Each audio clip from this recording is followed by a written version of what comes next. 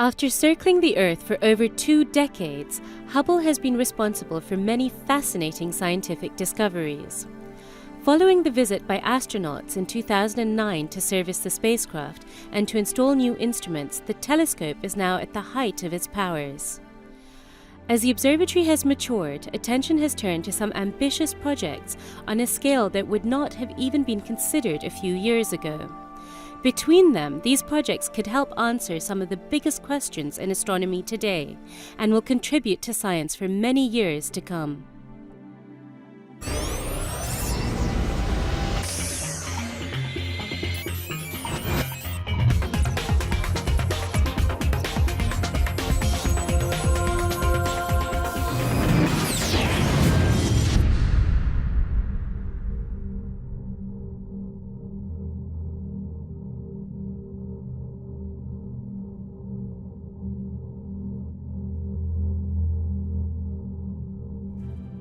Hello and welcome to the Hubblecast. Now, observing time on Hubble is a very precious commodity and it's hugely sought after. That means that when astronomers want to use Hubble, they have to apply for observing time. And in their application, they have to be very detailed about what it is exactly that they want to study and how they're going to do it. Now, this process works just fine for the vast majority of projects, which usually have very focused scientific goals. However, once in a while, Hubble gets used for something much bigger, with much broader scientific goals. And in these cases, the normal way of handing out time just isn't quite enough. 3 such big projects, called multicycle treasury programs, are underway right now, and they're the most ambitious projects to have ever been carried out with Hubble. The Hubble multicycle treasury programs are on a completely different scale from the telescope's usual work, featuring thousands of hours of observation split over several years. And rather than being tied to the research question of individual scientists, as Hubble observations usually are, the multicycle treasury programs are designed to create a treasure trove of data which can be used by as many people as possible in their work. For example, the panchromatic Hubble Andromeda Treasury Program is working on a detailed map of the nearby Andromeda galaxy, going from its bright core all the way to the wispy end of one of its spiral arms. Andromeda is actually the closest spiral galaxy to the Milky Way, and it gives us an unparalleled view of the structure of a galaxy that is somewhat similar to our own.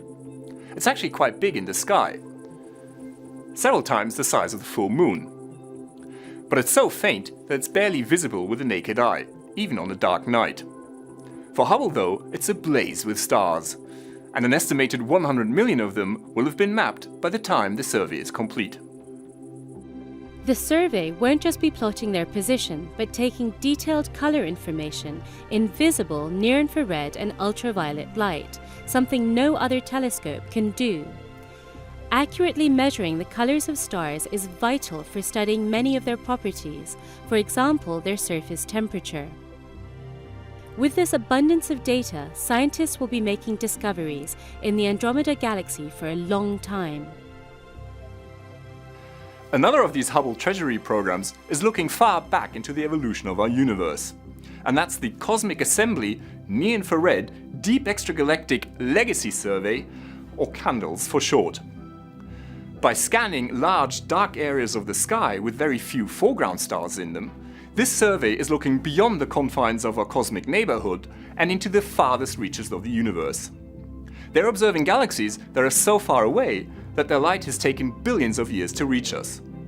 This allows astronomers to study the distant past of our cosmos and how galaxies have evolved over time. Like the Andromeda Galaxy Survey, CANDLES is using Hubble's ability to make detailed maps of the sky across the visible spectrum and into the near-infrared and ultraviolet.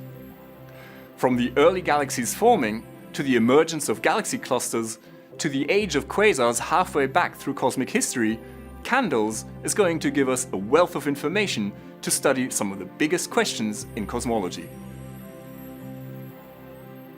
The third of these multicycle treasury programs is the Cluster Lensing and Supernova Survey with Hubble, or CLASH for short.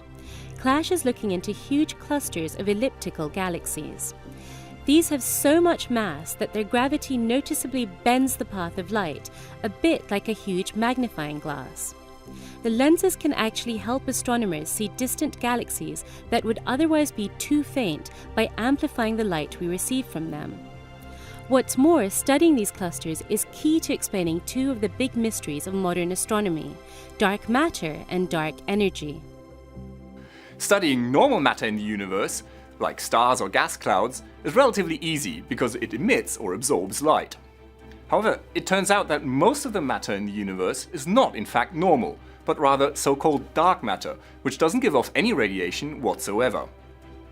Now, astronomers don't really know what dark matter is, but by looking at how these clusters bend the light from distant galaxies in the background, allows us to reconstruct a map of how the dark matter is distributed inside these clusters. The CLASH survey is also going to study distant supernovae. This is going to probe the expansion rate of the universe and help us understand the mystery why this expansion is accelerating. In fact, there are already discoveries being made with the first data released from this survey. In April of this year, a new study identified a faraway galaxy imaged by the gravitational lens in Abell 383, the first of 25 to be mapped by this survey. Thanks to the cluster amplifying the light from this distant galaxy, astronomers were able to make much more detailed observations than would otherwise have been possible. And they discovered that the stars in this galaxy were surprisingly old. They must have been born just a few 100 million years after the Big Bang, much earlier than expected. So, although Hubble is more than 20 years old, it's actually doing some of its most ambitious work right now, building a library of data that will serve astronomers far into the future. And this means that, despite its age, Hubble won't be eclipsed by the next big thing in space-based astronomy, the James Webb Space Telescope, or JWST. JWST, which launches later this decade, has been designed to answer some of the fascinating questions that Hubble asked. How do stars form? When did the first galaxies appear? What hides in huge dusty nebulae? To answer these profound questions, the JWST is designed to observe mainly in infrared light. That means that Hubble's ability to see across the spectrum, from ultraviolet through the visible all the way to the near-infrared, is a unique capability that no other telescope will have for decades to come.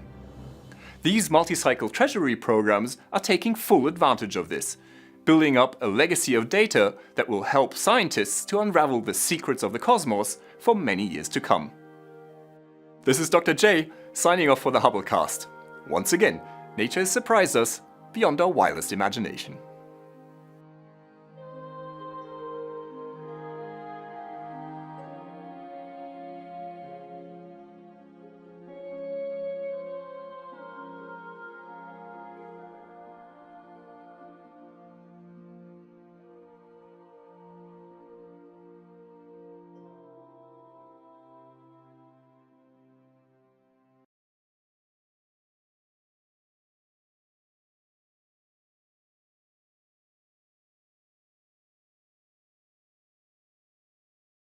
Now that you've caught up with Hubble, make sure to get the latest from the ground too. The ESOcast highlights the best of the European Southern Observatory and its powerful telescopes that observe from high in the Chilean Andes, at the Southern Hemisphere's best-known sites for astronomical observations.